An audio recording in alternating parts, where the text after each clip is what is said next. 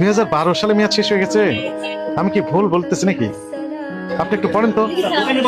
না না, দেখেন তো 2012 সালে মেয়াদ শেষ হয়ে গেল নাকি? এটা 13 সালে মেয়াদ শেষ। কত সালে? 2013 সালে। এটা কত সাল?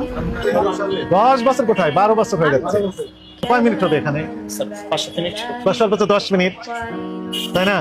আমরা কত প্যাকেট মেয়াদোত্তীর্ণ ওষুধ বের করলাম এটা আমরা একটু দেখেন আপনার সম্মুখে দেখি। 1 2 3 4 5 6 7 8 9 10 11 12 13 14 15 16 17 18 19 20 21 22 23 24 25 26 27 28 29 30 31 32 33 34 35 36 37 38 39 40 41 42 43 44 45 46 47 48 49 50 51 52 53 প্যাকেট আর একটা 54 প্যাকেট ওষুধ পাওয়া গেল 10 মিনিটের মধ্যে। একই সাথে খাবারের আইটেম দেখেন 1 2 3 4 5 6 7 8 9 10 11 12 13 14 15 16 প্যাকেট বা বক্স খাবার মেয়াদ উত্তীর্ণ হয়েছে।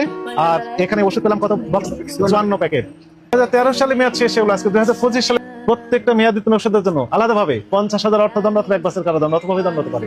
তাহলে 54 প্যাকেট আর এখানে 16, দুটো যোগ করলে কত হচ্ছে? 70 প্যাকেট। 70 গুণ 50,000 যদি আমরা ধরি 35 লাখ টাকা জরিমানা হতে পারে, অথবা 70 বছরের কারাদণ্ড হতে পারে। মানুষ তো 70 বছর বাঁচে কিনা আল্লাহ জানে। তার মানে ওনার যদি জেল হয়, কারাদণ্ড হয়, তাহলে ওই কারাগারেই মৃত্যুবরণ করতে হবে।